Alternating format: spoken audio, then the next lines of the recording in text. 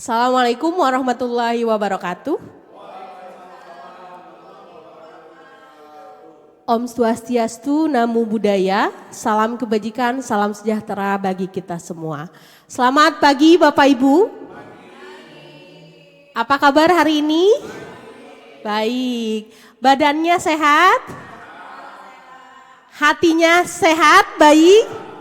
Sehat. Satu lagi pertanyaan saya. Sakunya baik-baik saja? Sangat baik. Oke, alhamdulillah ya.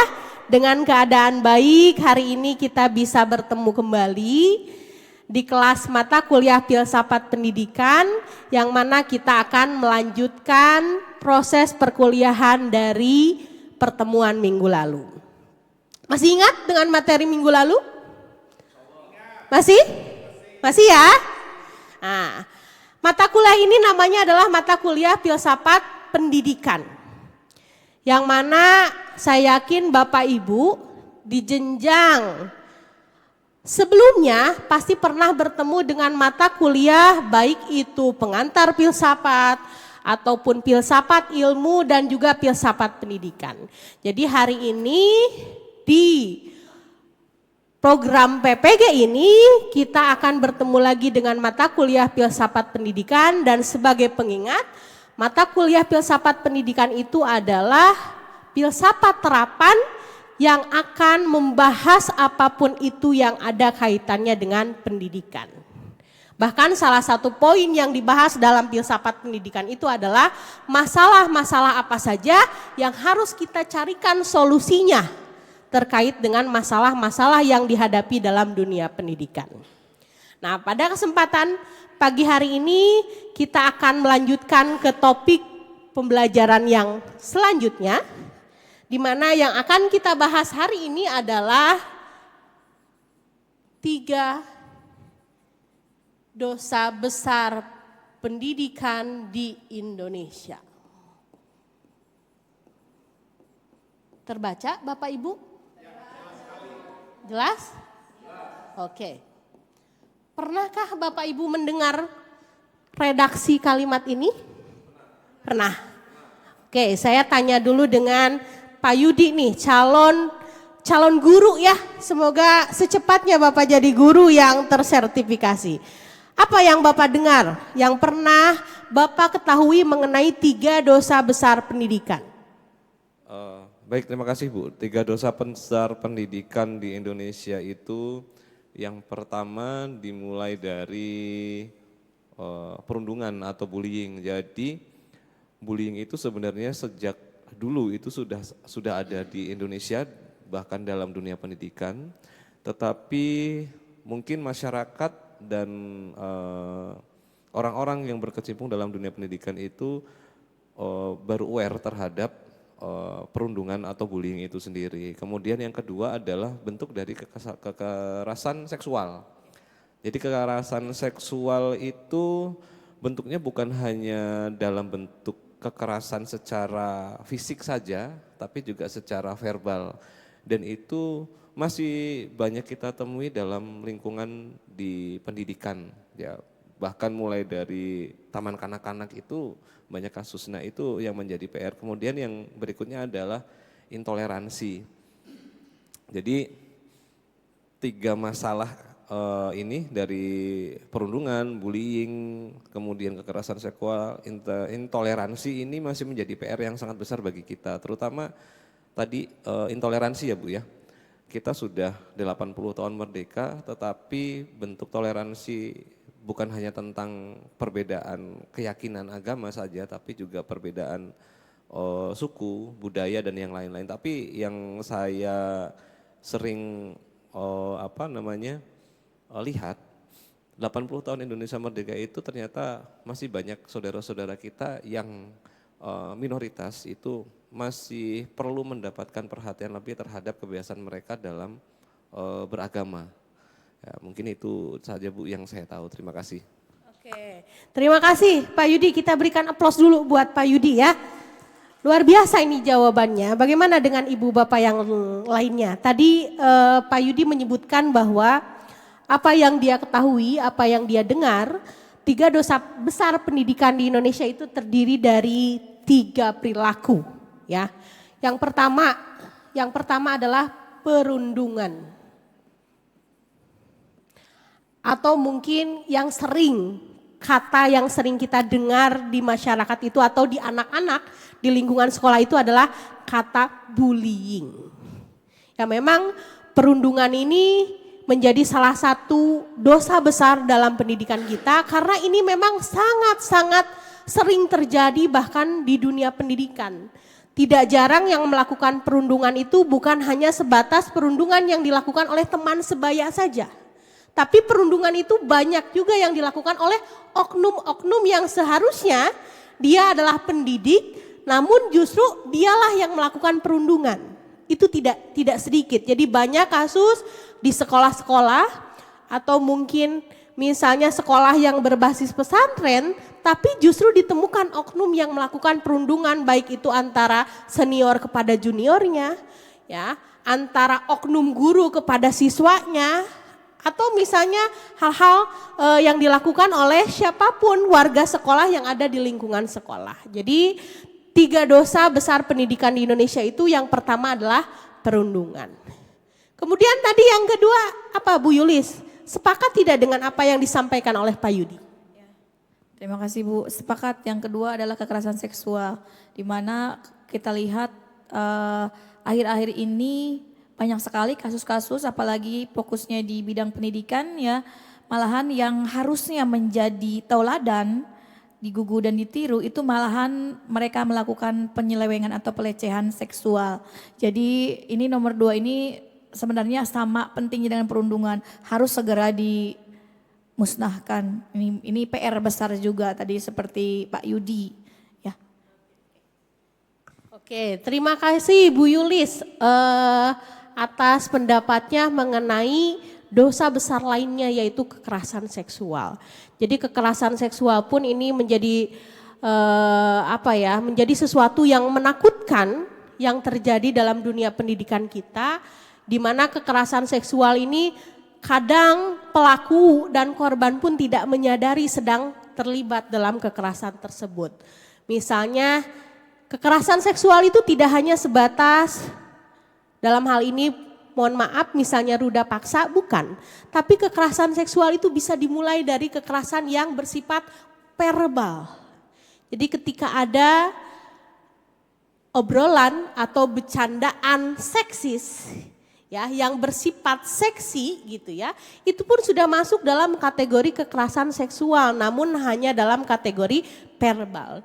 Dan kekerasan seksual yang paling amat luar biasa gitu ya, itu bisa terjadi ketika ada ruda paksa yang dilakukan oleh oknum-oknum yang ada di dunia pendidikan yang berprofesi apapun itu. Jadi yang kedua ada kekerasan seksual dan yang ketiga adalah intoleransi. Ada yang mau coba menyampaikan? Silahkan Ibu Lucy.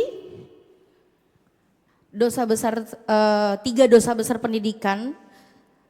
Yang pertama adalah kan perundungan, yang kedua kekerasan seksual, yang ketiga adalah intoleransi. Di mana banyak sekali karakteristik yang berbeda dari anak-anak di sekolah yang menyebabkan perbedaan. Nah, intoleransi ini juga sangat penting ya Bu untuk kita bahas, untuk kita bahasanya tadi Bu Yulis musnahkan, mungkin untuk kita perhatikan di sekolah karena hal ini akan merusak generasi berikutnya. Sehingga tujuan sekolah itu tidak akan terwujud kalau adanya intoleransi ini. Maka dengan perbedaan karakter, perbedaan agama, perbedaan keyakinan, hal ini akan menyebabkan hal-hal yang menghambat tujuan pendidikan Indonesia. Maka hal ini 3 dosa besar pendidikan ini perlu kita ketahui bersama Bu. Maka kita perlu untuk mendapatkan ilmu pengetahuan yang sangat luar biasa dari Ibu dosen. Terima kasih. Terima kasih, ini calon Ibu dan Bapak guru luar biasa semuanya ya. Mulai dari Pak Yudi, Bu Yulis dan Bu Lucy. Pak Tride belum ada kesempatan, kita akan lanjutkan lagi gitu ya. Jadi hari ini kita akan belajar mengenai ini. Kita akan bahas secara mendalam 3 dosa besar pendidikan di Indonesia ini kita harus carikan apa yang menjadi solusinya. Karena tanpa dicarikan solusinya ya ini sampai kapanpun akan terus terjadi dalam dunia pendidikan kita. Nah untuk proses pembelajaran selanjutnya Ibu dan Bapak, izinkan saya pada kesempatan kali ini untuk menayangkan sebuah video. Ya, untuk menayangkan sebuah video, silahkan nanti disimak apa yang ada dalam isi video tersebut. Ya, tolong pahami dan bisa diambil apa yang menjadi kesimpulan dari isi video ini. Selanjutnya setelah nanti selesai kita menonton bersama video yang akan ditayangkan di layar depan ini, nanti akan saya bagi menjadi 2 kelompok. Ya, akan menjadi 2 kelompok kecil. Bu Yulis bergabung dengan Bu Lucy, kemudian Pak Tride bergabung dengan Pak Yudi. Sudah siap Bapak Ibu? Siap ya?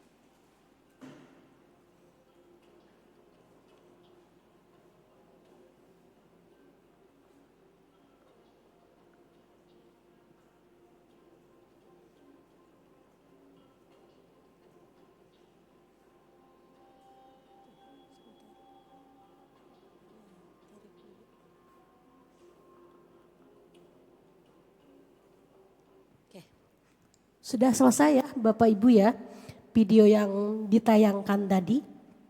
Itu adalah video yang menceritakan bagaimana kekerasan seksual bahkan bisa terjadi di lingkungan pendidikan tinggi. Itu bisa kita artikan bahwa kekerasan seksual itu bisa menyasar kemana saja. Tidak berbicara jenjang pendidikan. Baik itu di pendidikan dasar, menengah, tinggi, kekerasan seksual itu sangat-sangat mungkin terjadi. Dan kalau kita melihat ya kita bisa berasumsi bahwa kekerasan seksual ini bisa terjadi dimanapun itu. Dimanapun itu. Dan kalau kita berbicara pendidikan kan jelas ruang pendidikan itu tidak hanya ada di gedung sekolah saja. Pendidikan itu kan cakupannya sangat luas. Kalau kita berbicara jenjang saja, pendidikan itu kan jenisnya ada pendidikan formal, kemudian ada pendidikan informal, dan ada pendidikan non formal. Jadi salah satu kasus yang mungkin sampai hari ini dan harus menjadi perhatian lebih dari berbagai pihak, termasuk kita yang notabene kita adalah calon dari para pendidik, calon-calon guru yang akan memberikan peran besar dalam dunia pendidikan, maka kita harus tahu betul bagaimana mencarikan solusi mengenai masalah-masalah ini. Tadi dari video yang ditayangkan bisa disimpulkan bahwa kekerasan seksual itu adalah setiap perbuatan yang memiliki sifat merendahkan, kemudian menghina, menyerang, dan atau perbuatan lainnya terhadap tubuh, hasrat seksual seseorang, dan atau fungsi reproduksi secara paksa bertentangan dengan kehendak seseorang yang menyebabkan seseorang itu tidak mampu memberikan persetujuan dalam keadaan bebas karena ketimpangan relasi kuasa atau relasi gender. Yang berakibat atau dapat berakibat penderitaan atau kesengsaraan baik yang bersifat fisik, psikis, seksual, kerugian secara ekonomi, sosial, budaya, bahkan politik.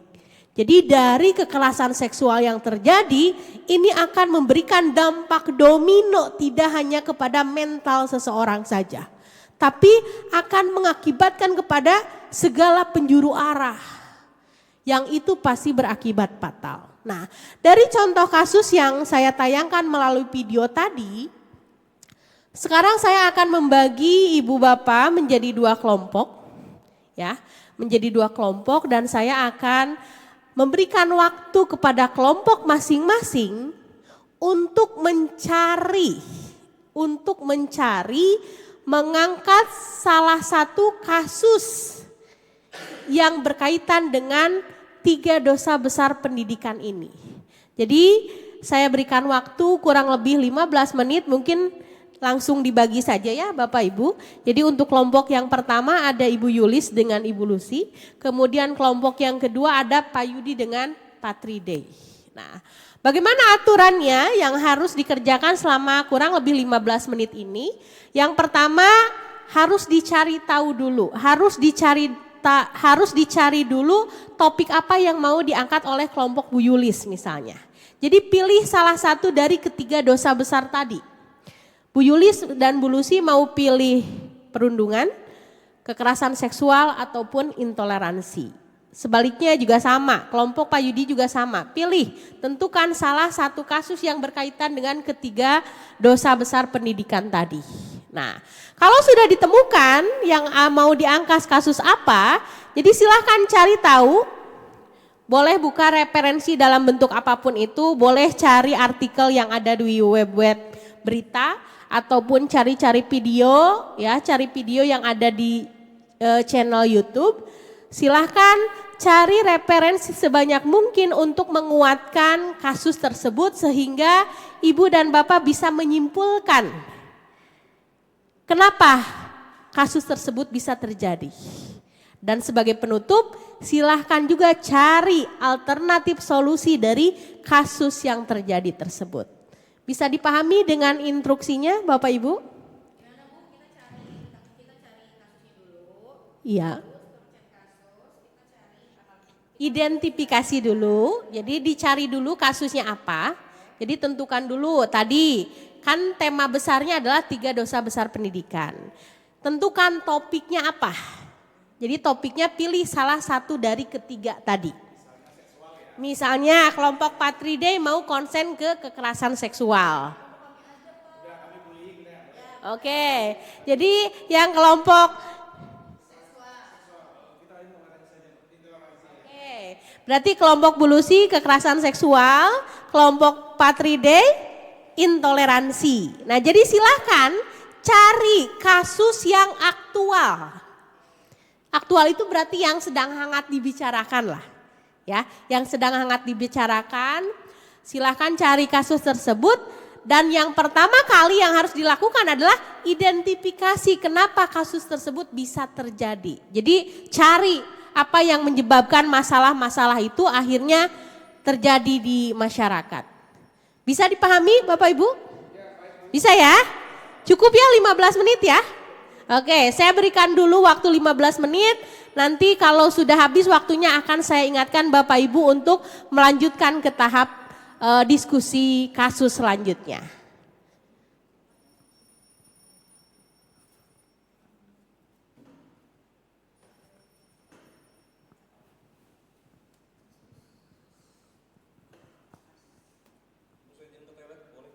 Boleh.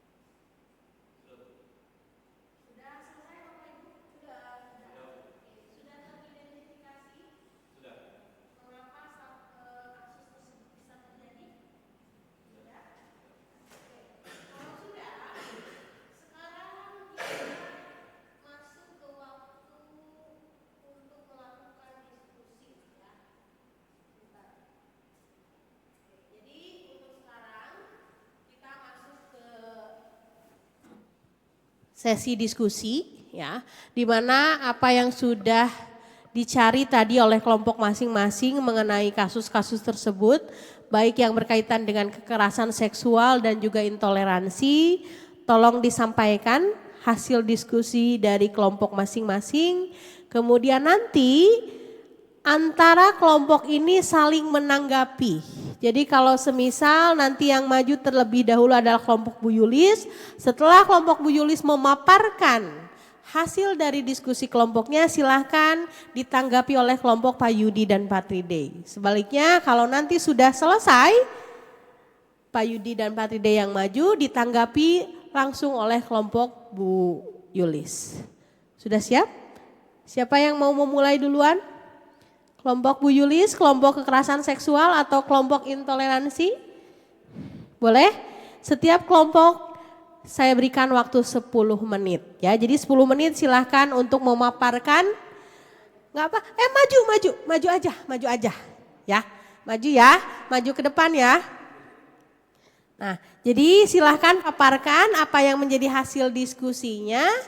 Hasil diskusi kelompok kecilnya nanti saling menanggapi. Untuk satu kasus pembahasan diberikan waktu 10 menit. Jadi kelompok Bu Yulis 10 menit, kelompok Pak Yudi 10 menit. Bisa dimulai sekarang? Oke, saya berikan waktu dan kesempatannya terlebih dahulu kepada kelompok Bu Yulis. Oke, terima kasih Bu. Saya mencoba berdiskusi dengan Bu Lucy terkait dengan kekerasan seksual. Nah, ini kita berdiskusi terkait dengan kekerasan seksual yang terjadi baru-baru ini pada bulan Maret di rumah sakit terkenal di daerah Bandung, tepatnya di RSHS Sadikin ya, Hasan Sadikin Bandung yang terjadi pada bulan Maret. Nah, kejadiannya ini pelaku itu menyuntikkan obat kepada korban yang tak sadarkan diri sehingga pelaku dengan bebas melakukan tindakan pemerkosaan tersebut. Nah, mengapa hal itu terjadi? Dari kita menganalisis alasannya mengapa. Yang pertama karena beliau itu PPDS, dokter, calon dokter ya, di mana di sana ada relasi kuasa yang timpang. Ya, dalam dunia medis dokter itu punya otoritas besar terhadap pasien dan keluarganya. Dalam kasus ini korban itu dibius terlebih dahulu. Jadi membuatnya si pasien keluarga pasien ini tidak sadarkan diri. Jadi tindakan itu berlangsung. Yang kedua, lemahnya pengawasan di rumah sakit dan pendidikan kedokteran. Itu mengapa hal itu bisa terjadi. Nah, terus selanjutnya minimnya mekanisme pencegahan dan deteksi dini. Yang keempat adalah budaya tabu dan ketakutan untuk melapor karena tadi yang pertama adanya relasi kuasa yang timpang. Yang kelima sistem pendidikan dan etika profesi yang tidak kuat ya. Yang terakhir itu prosedur rekrutmen dan evaluasi PPDS kurang ketat. Ya, jadi tidak semua kampus mengevaluasi kesehatan mentalnya, kepribadiannya dan moral calon dokter residen secara menyeluruh. Jadi hal itu bisa terjadi dan sudah terjadi memang ya. Jadi apa untuk langkahnya, alternatif solusinya? Nah, langkah responsifnya yang pertama itu sudah dilakukan oleh pemerintah terhadap si dokter residen tersebut dari mulai Kementerian Kesehatan ya, yang kami baca juga ya Bu Lucy ya. Jadi dari Kementerian Kesehatan memberikan sanksi kepada dokter residen tersebut melarang pelaku melanjutkan residensinya di Rumah Sakit Hasan Sadikin Bandung seumur hidup. Yang kedua, menginstruksikan RSHS dan universitas yang terkait ya untuk mengevaluasi dan memperbaiki pengawasan terhadap program PPDS, termasuk penghentian sementara kegiatan residensi anestesiologi selama 1 bulan. Selanjutnya dari IDI juga, jadi Ikatan Dokter Indonesia menekankan pentingnya SOP yang lebih ketat, pengawasan reguler hingga pembatasan jam kerja untuk dokter residen dalam pencegahan kejadian serupa di waktu yang akan datang. Selanjutnya bagaimana perlindungan untuk korban? Nah, perlindungan untuk korban itu dari Komnas Perempuan sudah diberikan perlindungan juga, Lembaga Perlindungan Saksi dan Korban LPSK dan Kementerian HAM serta Ketua DPR RI juga. Di mana ada trauma yang mendalam ya, karena pas ditanya oleh pihak kepolisian Jawa Barat tersebut bahwa pelaku tersebut bukan hanya satu kali ini, ternyata ada beberapa korban sebelumnya yang dengan kasus yang serupa ya, yang dengan cara membius gitu. Nah, intinya kesimpulannya yang bisa kami berikan bahwa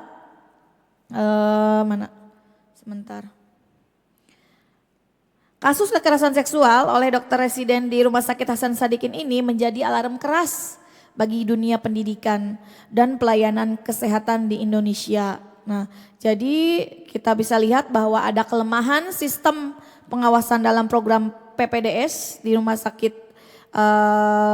pendidikan ya. Resiko yang timbul dari relasi kuasa tadi, dan yang ketiga pentingnya respon cepat dan dukungan komprehensif untuk korban. Itu dari kami, ini ada tambahannya dari Bu Lucy. Baik.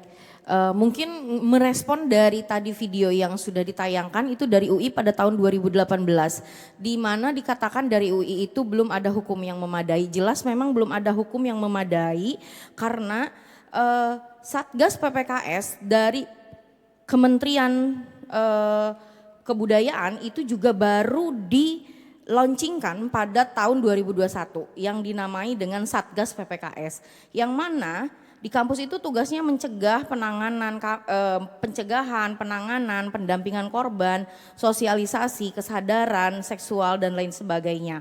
Adapun landasan hal tersebut Permendikbudristek nomor 30 tahun 2021 tentang pencegahan dan penanganan kekerasan seksual atau PPKS itu digantikan dengan Permendikbudristek nomor 55 tahun 2024 tentang pencegahan dan penanganan kekerasan di lingkungan perguruan tinggi. Nah, ketika dikaitkan dengan kasus yang ada di dalam kasus yang tadi kami angkat, itu sangat berkaitan sekali karena ternyata sudah ada gerakan cepat dari kampus sendiri ya, yang mana dia kan ada di sanksinya kan sanksi sosial juga, sanksi hukuman. Di sini memang baru disebutkan yang kami dapat analisisnya hanya 1 bulan, tetapi mungkin ada sanksi yang internal yang lebih keras daripada itu mengenai mengenai si dokter residence itu, seperti itu. Artinya di sini ketika pemerintah memberikan ruang lingkup ataupun adanya wadah untuk menangani kekerasan seksual di lingkungan kampus, sekolah dan lain sebagainya, maka setiap kampus akan membentuk hal itu karena itu diwajibkan, dan penanganan itu ketika terjadi itu betul-betul langsung dieksekusi, ditindak oleh baik oleh pemerintah kesehatan juga oleh lingkungan kampus, seperti yang contoh kasus di sini kita angkat yang di Unpad ya, yang di Unpad. Kita ketahui juga ada yang di UGM juga.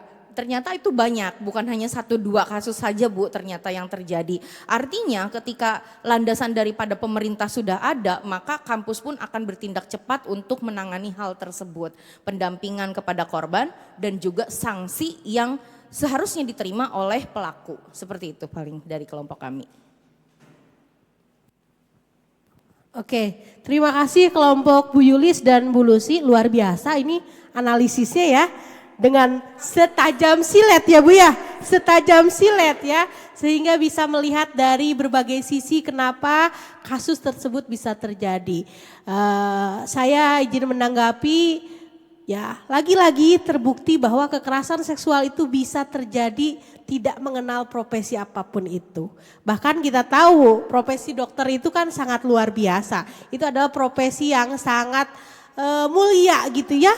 Iya, sangat mulia ya. Yang seharusnya dokter menjadi media untuk penyembuh ya, melakukan proses pengobatan kepada para pasiennya, tapi ya oknum, ini sekali lagi hanya oknum ya Bu ya, hanya oknum yang berani melakukan tindakan yang biadab tersebut. Silahkan ditanggapi oleh kelompok Pak Yudi, Pak Tridei untuk menanggapi kasus yang diangkat oleh kelompok Bu Lucy. Ya, terima kasih. Kami dari kelompok 2 hanya menanggapi sedikit ya.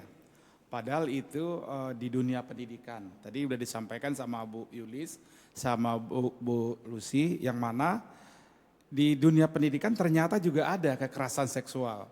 Padahal itu dunia untuk mendidik ya, untuk dididik semuanya dari SD sampai perguruan tinggi. Itu bukan hanya di perguruan tinggi saja, tapi di semua lini ada, di SD, di TK, di SMP, di SMA gitu.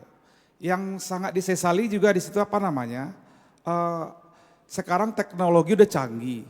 Sebetulnya CCTV kan harus ada. Kenapa CCTV di sana itu tidak apa? Mungkin ada tapi tidak nyala atau tidak hidup seperti itu. Mungkin hal-hal seperti itu perlu diperketat lagi. Masalahnya apa? Itu rumah sakit besar, itu bukan rumah sakit ecek-ecek ya. Apakah di situ ada perselingkuhan kita juga nggak tahu. Apa di belakangnya oknum itu orang besar kita juga tidak tahu. Jadi hal seperti itu di Indonesia sepertinya sudah biasa gitu. Malahan apa namanya kejadian-kejadian terjadi saat ini seolah-olah masuk tengah kanan keluar tengah kiri aja sama pemerintah atau pejabat tinggi ya. Masalahnya hal-hal seperti itu bukan hanya di masyarakat kecil saja, tapi di kalangan pejabat-pejabat itu juga udah biasa, jadi tidak pernah diusut. Terima kasih. Ada Pak Yudi tambahan atau cukup? Tambah sedikit Bu. Jadi memang benar kekerasan seksual ternyata tidak melihat waktu, tidak melihat tempat, tidak melihat kondisi manusia seperti apa. Jadi saya hanya menanggapi begini, sudah seharusnya negara lebih aware terhadap 3 dosa besar pendidikan di kita, salah satunya adalah kekerasan seksual. Hukuman yang diberikan kepada pelaku sudah seharusnya hukum yang bisa membuat jera dan memberikan contoh kepada orang-orang yang mungkin mempunyai niat untuk melakukan hal yang serupa, pada akhirnya dia mengurungkan niatnya untuk melakukan hal tersebut. Karena selama ini yang saya lihat dari unsur pemegang kebijakan yang membuat aturan itu belum memberikan hukuman yang pantas dan setimpal untuk para pelaku. Tadi saya menyinggung sedikit yang disampaikan Pak Tri, mungkin juga ada benarnya hukum di kita itu sekarang masih menjadi tanda tanya. Ketika memang ada sesuatu hal yang menimpa masyarakat kecil, hukum itu lebih tumpul, tapi lebih tajam ke bawah. Tapi ketika memang yang menjadi tersangkanya itu orang-orang yang memiliki kekuasaan dan memiliki nominal uang yang banyak, maka hukum itu akan tumpul. Banyak juga kok selain kasus-kasus itu tentang kekerasan seksual yang sampai saat ini juga tidak ada titik temunya. Itu saja mungkin tambahan dari saya, Bu. Untuk sesi diskusi yang berkaitan dengan kekerasan seksual sudah kita cukupkan saja. Ya, jadi saya bisa menyimpulkan dari apa yang Ibu Bapak sampaikan pada sesi diskusi kali ini, memang kekerasan seksual itu kan bisa terjadi dimanapun, oleh siapapun ya, oleh siapapun, tidak mengenal tempatnya, tidak mengenal profesinya gitu ya. Dan tadi mungkin tanggapan dari kelompok Pak Yudi, salah satu cara atau upaya yang bisa menghentikan ini salah satunya adalah berikan hukuman yang jera terhadap pelaku-pelaku yang melakukan tindakan kekerasan seksual. Setuju Bapak Ibu? Setuju ya? Jadi itu salah satu upaya untuk menstop kekerasan seksual yang terjadi dalam dunia pendidikan kita. Kita akan melanjutkan sesi diskusi ini.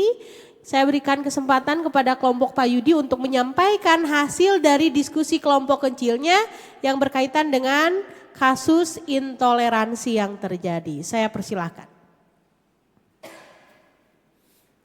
Baik, terima kasih Bu Fitri. Kami ada dua kasus yang kami angkat, ya masih sama terkait dengan intoleransi. Tadi dari Pak Tri itu penolakan rumah ibadah di Bogor, sedangkan yang dari saya itu perusakan rumah doa di Padang. Jadi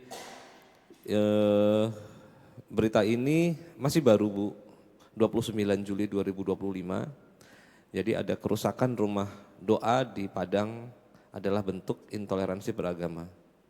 Jadi pemerintah tidak boleh diam atas insiden intoleransi di Padang dan harus menyelesaikan masalah sampai pada akarnya. Jadi yang melatar belakangi mengapa terjadi perusakan, jadi rumah doa itu adalah bagian dari gereja, ya, jadi dari gereja yang ada di Kota Padang. Jadi pada saat kejadian itu sejumlah 30 anak-anak, ya, pada saat itu anak-anak yang ada di situ sedang ada kebaktian doa dengan ininya. Kemudian datanglah para laki-laki, beberapa laki-laki datang membawa kayu balok. Ya, jadi membawa kayu balok, kemudian meneror, merusak seperti kaca jendela dipecahkan, kemudian jendelanya dirusak, pintu segala macam. Nah, dari hal ini kita bisa melihat bahwasanya bentuk dari intoleransi itu tidak melihat usianya, ya, yang pertama tidak melihat kondisinya, tidak melihat situasinya seperti apa. Dari rangkaian berita yang saya baca di sini, kami bisa menyimpulkan bahwasanya bentuk intoleransi itu sesungguhnya adalah bagian dari ketidakpuasan, ya, karena merasa setiap keyakinan memiliki kebenaran masing-masing. Jadi merasa bahwasanya ketika ada orang yang beribadah dan mengganggu aktivitas, saya misalnya sedang istirahat, ternyata ada tetangga saya yang sedang beribadah, saya merasa nggak suka, akhirnya saya melakukan menegur atau langsung melakukan kekerasan. Nah, itu bagian dari bagaimana banyak sumber daya manusia kita ternyata belum bisa sadar terhadap pentingnya toleransi sesama umat beragama. Itu yang pertama. Kemudian yang kedua adalah permasalahan intoleransi sampai dengan saat ini itu masih belum pernah menjadi isu yang bahasanya isu yang menjadi headline. Jadi begini, tadi yang sudah saya singgung Bu di awal ketika Ibu menanyakan terhadap 3 dosa besar pendidikan, salah satunya intoleransi adalah selama 80 tahun Indonesia merdeka, masalah intoleransi ini masih menjadi masalah yang terus sering terjadi. Kita bisa melihat, kita bisa berkaca dari banyak negara lain sudah memikirkan bagaimana perkembangan teknologi untuk menunjang kehidupan negaranya supaya tidak tertinggal, tapi di Indonesia masalah rumah ibadah, masalah orang beribadah, masalah beda keyakinan, masalah beda suku, beda kulit, itu masih menjadi masalah yang mendasar.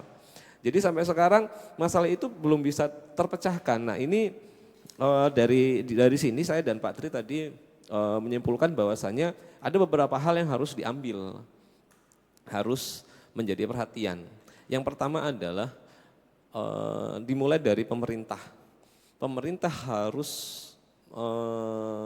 kalau undang-undang dasar sebenarnya sudah tertuang ya Bu dalam undang-undang dasar, tetapi kembali lagi, undang-undang dasar itu hanya bentuk tulisan, tapi bentuk sosialisasinya, penerapan sampai masuk ke dalam sanubari masyarakat Indonesia itu yang masih kurang. Jadi yang pertama pemerintah harus lebih aktif lagi memberikan layanan, memberikan pemahaman kepada semua masyarakat, dimulai dari lembaga pendidikan bahwasanya toleransi adalah hal yang paling penting untuk menjaga keutuhan.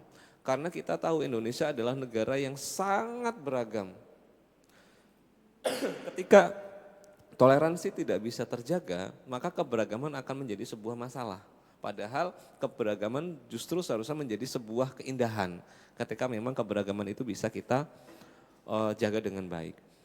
Kemudian yang kedua adalah unsur-unsur yang ada di bawah pemerintah pusat, jadi pemerintah daerah. Karena kalau kita bicara kebijakan pemerintah memberikan sosialisasi itu pasti akan melibatkan satu unsur pendidikan, lembaga pendidikan mulai dari sekolah dasar, prasekolah, sekolah dasar, sekolah menengah, pertama sekolah menengah atas dasarnya saja dulu. Kemudian yang berikutnya adalah kesadaran dari setiap masyarakat. Jadi setiap individu di Indonesia itu harus benar-benar memiliki pemahaman perbedaan itu sesuatu hal yang mutlak. Karena tidak ada satu orang pun yang akan sama. Tapi bagaimana kita sebagai manusia bisa saling menghormati perbedaan yang ada. Ketika kita sampai dengan saat ini tidak bisa menerima perbedaan, maka sampai kapanpun toleransi tidak akan bisa terwujud. Itu saja dari saya, mungkin ada tambahan Pak Tri, silakan. Terima kasih ya, saya tambahkan sedikit dari uraian dari Pak Yudi tadi. Saya akan dampak dari psikologis ya yang terjadi buat anak-anak ya. Itu misalnya korban trauma psikologisnya. Anak-anak dan keluarga jemaat mengalami ketakutan, stres, dan ketidaknyamanan dalam beribadah. Padahal mereka itu perlu adanya ketenangan dalam ibadah. Terus berikutnya dampaknya, retaknya kepercayaan terhadap negara. Maksudnya gini, ketika negara tidak hadir untuk melindungi, kepercayaan publik terhadap sistem hukum dan pemerintah pun akan menurun. Jadi di situ respon dari aparat juga kurang. Terus di sini dampak berikutnya, ancaman terhadap pluralisme. Maksudnya intoleransi yang berulang berpotensi menciptakan presenden buruk bagi keberagaman dan kohesi sosial. Jadi maksudnya kita ini kan sebetulnya saling hidup berdampingan, saling membutuhkan. Jadi pluralisme ini ya di Indonesia udah umum lah. Apalagi salah satu presiden kita juga menggagas masalah pluralisme itu almarhum ya Wahid, Abdurrahman Wahid ya. Terus berikutnya gangguan stabilitas sosial. Di sini konflik lokal dapat memicu ketegangan lebih luas. Maksudnya mengancam harmoni antar sesama warga. Jadi di situ walaupun minoritas seharusnya agama lain ya dibolehkanlah berinteraksi dengan bersosialita dengan agama mereka masing-masing gitu. Jadi di sini walaupun tadi Pak Yudi sudah ini solusi dan sarannya, jadi di sini penegakan hukum yang konsisten dan adil. Maksudnya di sini aparat keamanan dan pengadilan wajib menindak pelaku intoleransi tanpa pandang bulu. Jadi maksudnya bukan karena dia muslim atau siapa tidak. Jadi harus ini. Pemerintah harus bertindak mendesak Pemda mencabut perda atau kebijakan diskriminasi terhadap yang minoritas. Yang kedua, di sini pendidikan toleransi dan literasi lintas agama. Jadi maksudnya implementasi program seperti literasi keagamaan lintas budaya di sekolah dan komunitas itu perlu digalakkan agar mereka paham dengan toleransi. Terus berikutnya, pendidikan karakter berbasis penghargaan terhadap perbedaan untuk generasi muda. Jadi maksudnya mungkin di sekolah-sekolah pendidikan karakter itu perlu diinikan lagi, digalakkan lagi gitu. Agar apa? Agar adik-adik kita paham. Itu bukan hanya di sekolah saja, mungkin di instansi pemerintah gitu, atau misalnya di desa atau di kelurahan seperti itu. Di sini yang berikutnya, diadakan dialog antar umat beragama dan media yang positif. Maksudnya fasilitasi dialog rutin antar tokoh lintas agama untuk membangun saling pengertian. Jadi mereka saling memberi kelonggaran lah untuk kebebasan mereka. Terus berikutnya, media dan tokoh masyarakat perlu menyebarkan narasi positif tentang keberagaman. Terus berikutnya, di sini juga harus ada peran aktif negara dan Pemda. Maksudnya pemerintah pusat dan daerah wajib mencegah tindakan intoleransi, memberikan edukasi kepada masyarakat tentang hak beragama serta menindak pelaku sesuai hukum. Yang terakhir, pengawasan dan pelaporan yang transparan. Maksudnya begini, Komnas HAM, organisasi masyarakat sipil dan lembaga keagamaan harus memantau kasus intoleransi dan menuntut pertanggungjawaban terhadap warganya. Terus, media perlu meliputi kejadian secara objektif untuk menyadarkan publik, mendorong aksi respon yang cepat agar ini tidak berkelanjutan. Ya, lebih kurang dari kami seperti itu. Jadi kalau boleh diringkas, kasus intoleransi di Padang 27 Juli 2025, persekusi terhadap jemaat gereja Kristen yang berujung pada 2 anak terluka menjadi sorotan serius karena berlangsung berulang, seperti di Sukabumi dan Depok, serta mencerminkan kegagalan sistem dalam melindungi kebebasan beragama di Indonesia. Intoleransi ini dipicu oleh norma mayoritas yang menekan hak minoritas, serta aparat yang terkadang permisif atau abai. Sementara regulasi lokal dan SKB diskriminasi tetap berlaku. Akibatnya, korban trauma kepercayaan publik tergerus dan pluralisme terancam.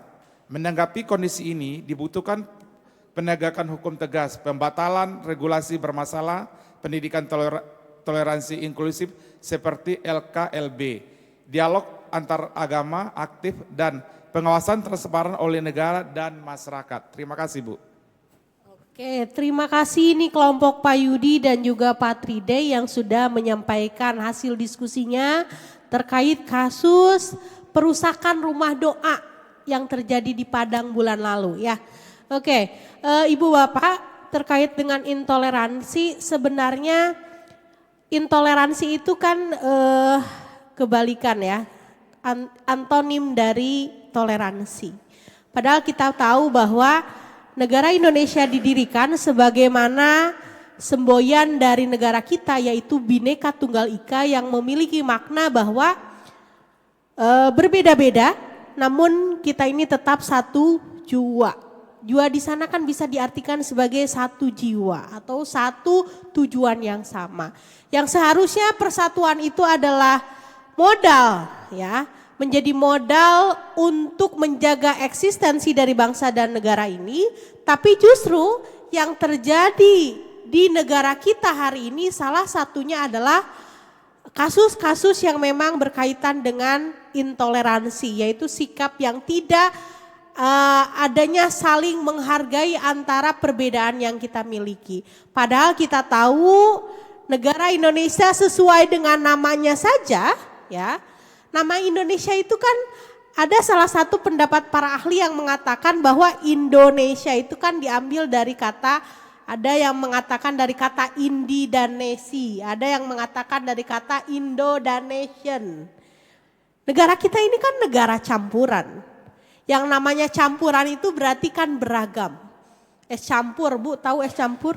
Seger ya, enak ya. Warnanya beragam, rasanya campur-campur gitu. Ada manisnya, ada asemnya, enak gitu ya. Seger. Jadi beragam itu indah. Keberagaman ini adalah modal utama bagi bangsa kita. Tapi lagi-lagi ternyata yang terjadi di negara ini adalah intoleransi yang terjadi antar agama, perbedaan agama, antar suku, antar ras. Ketika ada secara fisik yang hitam atau secara warna kulit hitam dengan putih, kenapa harus saling mengejek? Itu kan perbuatan yang saling tidak menghargai terhadap perbedaan yang ada. Nah, silahkan sekarang saya berikan waktu kepada kelompok Bu Yulis untuk menanggapi ya apa yang sudah disampaikan oleh kelompok Pak Tride. Baik, terima kasih Ibu atas kesempatannya.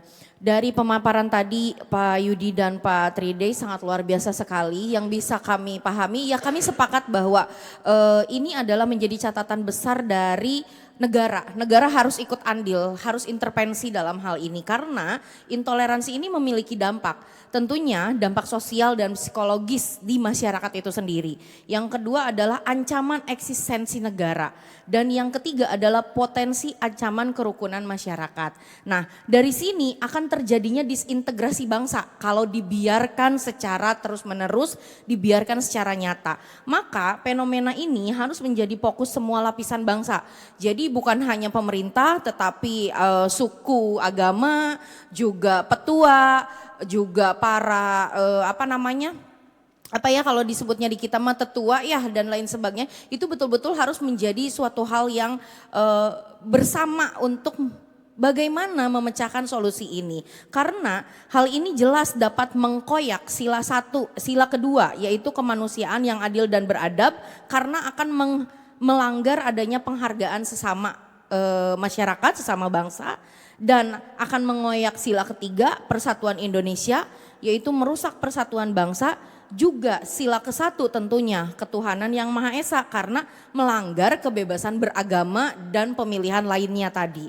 Selanjutnya adalah sila ke-5 yaitu keadilan sosial bagi seluruh rakyat Indonesia yang menyebabkan jika terjadi intoleransi maka menyebabkan ketidakadilan dan kesempatan bagi seluruh rakyat Indonesia untuk memilih berdasarkan apa yang menjadi pilihannya. Hal ini tentu intoleransi ini tidak dibenarkan karena akan merusak nilai-nilai Pancasila dan mengancam keutuhan bangsa. Mungkin seperti itu Bu yang dapat kami respon dari kelompok Pak Tridai dan Pak Yudi. Terima kasih. Oke, luar biasa ini ya Bu Lucy ya. Kita berikan aplaus buat semuanya. Hari ini alhamdulillah diskusinya sangat berjalan ya. Sangat berjalan, apa yang saya tugaskan luar biasa. Ini Bapak Ibu sepertinya memang sudah sangat meyakinkan bahwa Bapak dan Ibu ini sudah siap menjadi calon guru ke depannya ya. Tadi Bu Lucy menanggapi kelompok 2 dari kacamata Pancasila. Di mana ketika intoleransi itu terjadi maka itu sudah barang tentu itu melanggar ya, atau sebagai bentuk tidak diamalkannya nilai-nilai yang ada dalam Pancasila. Jadi dengan kasus intoleransi saja semua sila sudah tidak diamalkan. Mulai dari nilai ketuhanan sampai nilai keadilan, dan harus kita sadari betul bahwa kelima sila yang ada dalam Pancasila itu memiliki sifat yang berkesinambungan. Antara sila satu dengan sila yang lainnya itu tidak bisa dipisahkan. Karena ketika sila satu yang menjadi pondasinya itu bisa direalisasikan, diamalkan dengan sebaik mungkin, maka itu akan menghasilkan manusia-manusia yang beradab. Akan menghasilkan manusia-manusia yang bisa adil akhirnya ya. Dan tentu ketika kasus intoleransi ini masih sering terjadi di lingkungan-lingkungan kita, tentu yang menjadi solusinya bukan hanya satu pihak saja seperti yang sudah tadi Ibu Bapak sampaikan. Harus ada upaya yang luar biasa mulai dari diri sendiri, bahkan yang lebih besarnya adalah andilnya negara untuk mencarikan solusi tepat terkait dengan kasus-kasus intoleransi yang terjadi di negara kita ya. Untuk sesi diskusinya sudah cukup Bapak Ibu? Cukup ya. Jadi hari ini yang kita diskusikan ada 2 kasus yang berkaitan dengan 3 dosa besar pendidikan. Kelompok 1 tadi memilih kasus kekerasan seksual yang terjadi di rumah sakit besar yang melibatkan salah satu oknum dari mahasiswa kedokteran yang berasal dari Universitas Pajajaran. Kemudian untuk kelompok 2 tadi menyampaikan terkait kesimpulan dari kasus intoleransi yang terjadi di Padang dengan kasus perusakan rumah doa ya. Sebelum kita akhiri, saya berikan waktu lagi sebentar kepada Bapak dan Ibu untuk bisa menyimpulkan apa itu perundungan. Hanya poin pentingnya saja ya. Kemudian yang kedua, apa itu kekerasan seksual? Dan yang ketiga adalah apa itu intoleransi? Saya yakin Bapak Ibu tidak membutuhkan waktu yang lama karena dari tadi pun setelah saya amati sangat luar biasa ini keaktifannya. Jadi silahkan ada yang mau coba langsung menyampaikan kesimpulan dari proses perkuliahan hari ini. Dimulai dari siapa? Boleh? Bu Lucy? Oke, Bu Lucy ini semangat sekali ya. Semangat Bu, semangat karena saya kan mau menjadi calon guru profesional Bu. Baik Bu, terima kasih. Dari 3 dosa besar pendidikan yang tadi kita diskusikan kan kelompok kami kebetulan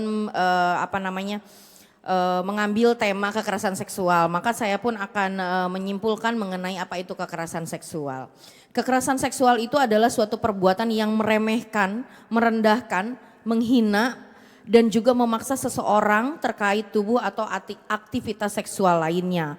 Tindakannya bisa berupa fisik yaitu pelecehan, pemaksaan hubungan seksual, pemerkosaan, juga pencabulan. Adapun non fisik seperti ucapan yang bernuansa pelecehan seksual seperti verbal, catcalling, paksaan lewat ancaman ataupun manipulasi. Dan juga di zaman era digitalisasi ini ternyata bisa dilakukan secara online Bu, yaitu penyebaran foto atau video tanpa izin ya, video-video yang berbau dengan seksual, dan juga ada pengeditan menggunakan AI dan dijadikan ancaman, dan bahkan itu bisa menjadikan Bu, pengambilan uang gitu ya, pengambilan uang melalui beberapa media sosial, biasanya itu lewat WA, tiba-tiba dikirim video muka kita padahal itu diedit dan kita diancam dan kita harus mengeluarkan uang seperti itu. Yang intinya adalah kekerasan seksual itu bukan hanya soal hubungan seksual yang dipaksakan, tetapi juga mencakup segala perilaku yang melanggar atas hak rasa aman, martabat, dan kebebasan seksual seseorang, yang mana seharusnya hal tersebut itu dilindungi dan martabat itu dihormati oleh semua masyarakat. Terima kasih. Oke, terima kasih Bu. Yang saya akan soroti ini kan tadi itu kekerasan seksual dan intoleransi. Yang satu lagi adalah perundungan. Saya akan menyimpulkan sebenarnya tadi juga di awal sudah Ibu jelaskan ya bahwa perundungan juga termasuk ke dalam 3 dosa besar pendidikan. Nah, di mana perundungan dan bullying itu bisa dikatakan yaitu bentuk kekerasan atau perilaku agresif yang dilakukan secara sengaja dan berulang terhadap seseorang dengan tujuan biasanya untuk menyakiti, merendahkan, dan menghina si korban. Nah, perundungan dapat terjadi di berbagai lingkungan seperti ada sekolah juga, tempat kerja, atau bahkan dalam kehidupan sehari-hari baik secara fisik, verbal maupun psikologis. Nah, yang seperti contoh juga banyak kemarin ya yang saya juga lihat itu jangan jauh-jauh di Jawa Barat pun ada yang sampai korbannya itu bunuh diri.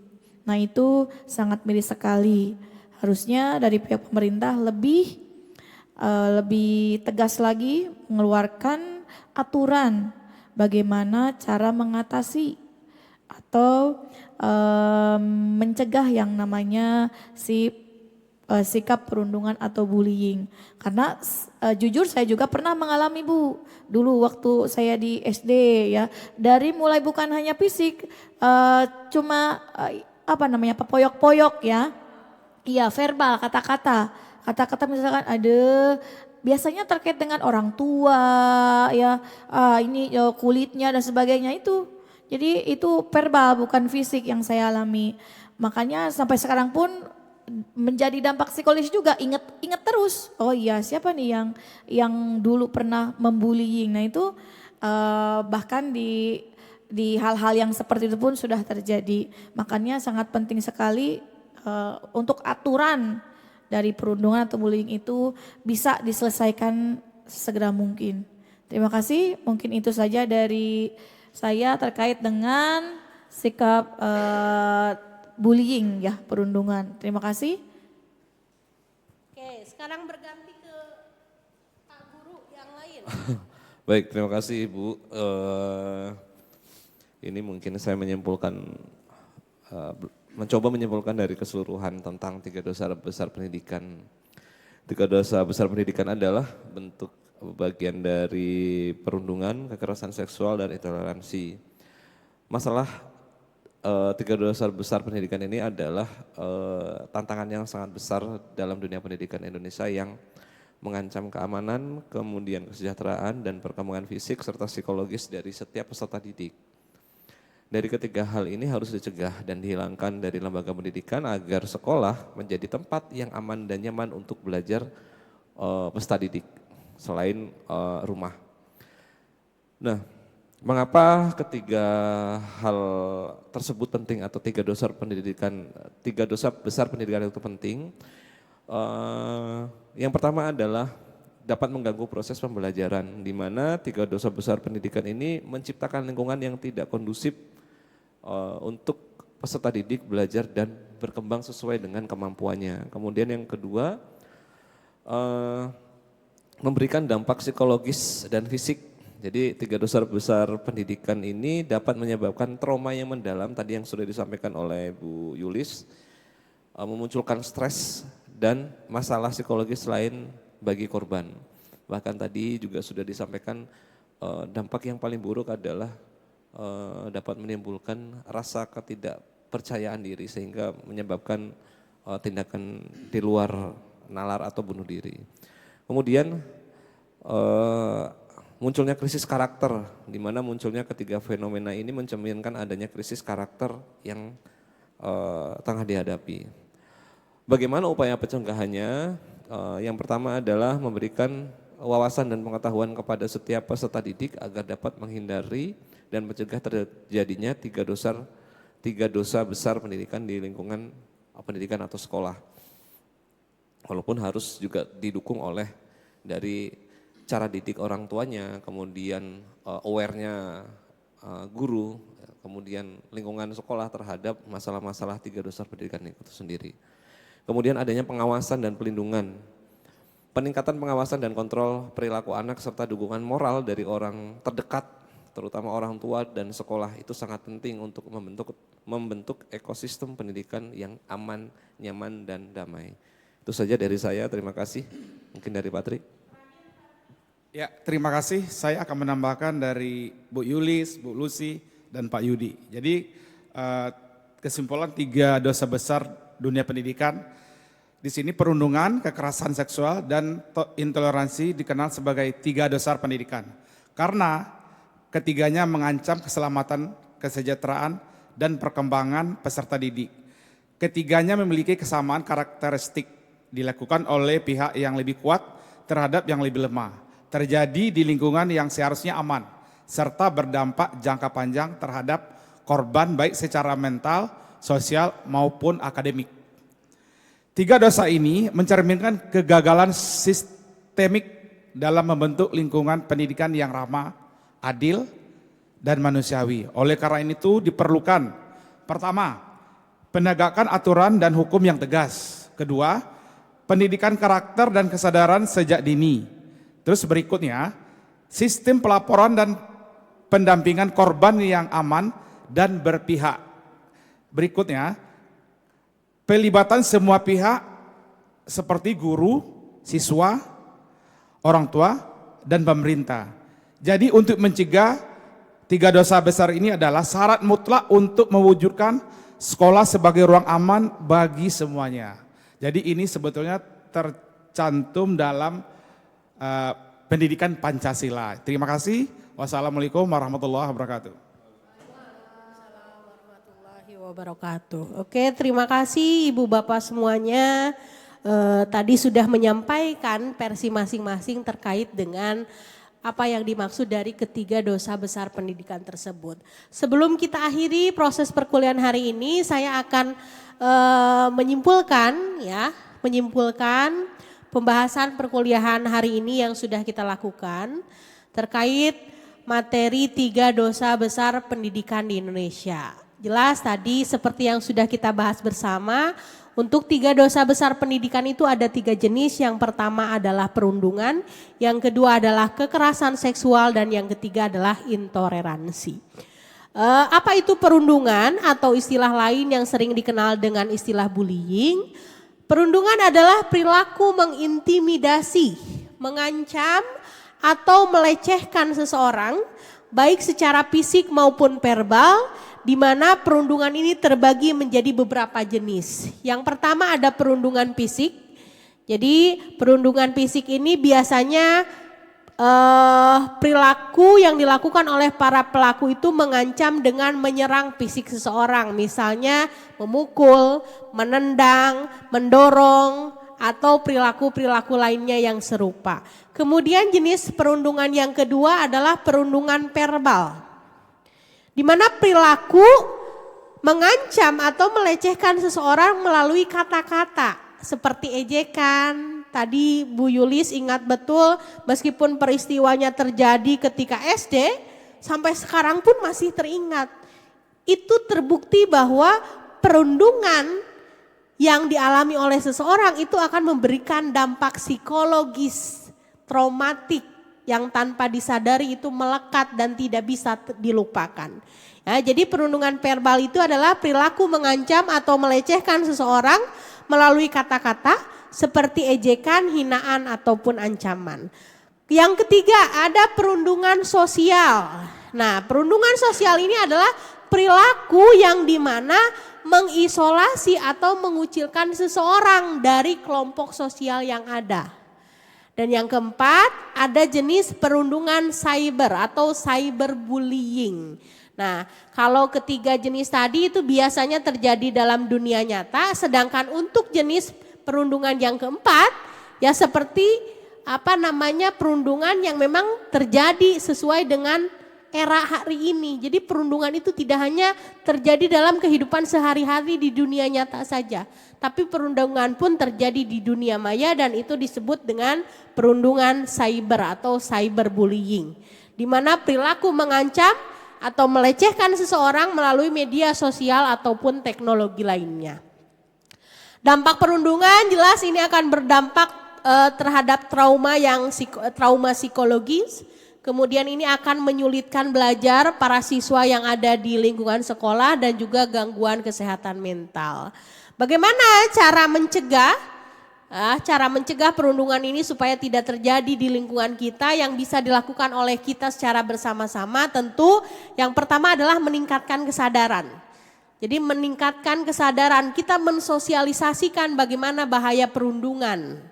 Yang kedua, membangun lingkungan yang aman. Jadi kita yang harus menciptakan lingkungan sekitar kita ini aman dari bentuk perundungan. Yang ketiga adalah mengajarkan keterampilan sosial sehingga setiap anak memiliki sikap empati antara sesama teman-temannya. Itu untuk poin yang pertama. Sedangkan poin yang kedua yaitu kekerasan seksual. Kekerasan seksual adalah tindakan yang tidak pantas atau tidak diinginkan terkait dengan hasrat seksual yang dapat menyebabkan trauma, stres, dan gangguan kesehatan fisik dan mental pada korban. Di mana dalam kategori kekerasan seksual pun ini ada jenis-jenisnya. Yang pertama ada pelecehan verbal, biasanya berbentuk komentar atau ejekan yang tidak pantas tentang penampilan atau seksualitas seseorang. Jenis yang lainnya ada pelecehan fisik, ini lebih berat dari sebelumnya. Pelecehan fisik itu berupa sentuhan atau kontak fisik yang tidak diinginkan seperti meraba atau memeluk tanpa izin. Ya. Yang ketiga ada ruda paksa atau pemerkosaan, yaitu tindakan seksual yang dilakukan tanpa persetujuan atau dengan paksaan. Dan yang keempat adalah eksploitasi seksual, yaitu menggunakan seseorang untuk tujuan seksual seperti prostitusi ataupun pornografi. Tentu ini pun akan memberikan dampak yang sangat luar biasa bersifat psikologis, gangguan kesehatan mental dan juga kesulitan dalam hubungan. Nah, bagaimana cara mencegah kekerasan seksual di lingkungan kita? Sama seperti perundungan tadi, kita harus meningkatkan kesadaran, kemudian membangun lingkungan aman. Dan yang ketiga adalah intoleransi, di mana intoleransi ini adalah sikap tidak menghargai atau tidak menerima perbedaan baik dari segi agama, budaya, ras, atau sejenisnya. Di mana jenis intoleransi ini ada intoleransi agama, sikap tidak menghargai atau tidak menerima perbedaan agama atau kepercayaan. Yang kedua ada intoleransi budaya, yaitu sikap yang tidak menghargai atau tidak menerima perbedaan budaya dan tradisi. Yang ketiga ada intoleransi ras, yaitu sikap yang tidak menghargai atau tidak menerima perbedaan ras atau etnis. Ya, itu untuk materi perkuliahan hari ini Bapak dan Ibu. Karena waktu perkuliahan sudah selesai, ya, sudah selesai. Jadi untuk tugas minggu depan, ya, silahkan Ibu dan Bapak buatkan esai, ya. Halamannya cukup 1 atau 2 halaman saja, jadi maksimal ada di 2 halaman. Esainya silakan buatkan yang berkaitan dengan strategi Ibu Bapak sebagai calon guru untuk menanggulangi atau mengupayakan pencegahan ketiga dosa besar pendidikan tadi. Cukup hanya 1 sampai 2 halaman saja. Jadi minggu depan di pertemuan perkuliahan selanjutnya silahkan dibawa esai yang sudah dikerjakan dan sampaikan di kelas ketika kita sudah mulai masuk perkuliahan. Bisa dipahami Ibu Bapak? Cukup untuk hari ini? Bisa disimpulkan apa yang sudah kita bahas bersama? Cukup ya? Cukup. Masih semangat untuk mengikuti segala perkuliahan di PPG ini? Masih ya? Semangatnya tetap harus dijaga, tolong saling mengingatkan, saling menyemangati antara satu dan yang lainnya. Ya, itu saja dari saya atau ada pertanyaan? Cukup? Cukup jelas untuk hari ini? Cukup ya? Itu saja dari saya untuk pertemuan perkuliahan hari ini. Terima kasih banyak atas kehadiran Ibu Bapak semuanya, keaktifan Ibu Bapak semuanya. Saya yakin apa yang Ibu Bapak lakukan hari ini menjadi bekal untuk kedepannya. Dan satu lagi pesan dari saya, ketika Ibu Bapak sudah menentukan bahwa profesi yang dipilih adalah calon guru, maka jadilah guru yang mengajar tidak hanya menggunakan ini saja, tapi harus menggunakan hati. Karena yang kita hadapi adalah manusia yang harus kita didik, yang harus kita bentuk karakternya menjadi orang-orang yang berkarakter. Itu saja untuk pertemuan hari ini. Mari kita tutup dengan membaca hamdalah. Alhamdulillahirabbil alamin. Wassalamualaikum warahmatullahi wabarakatuh.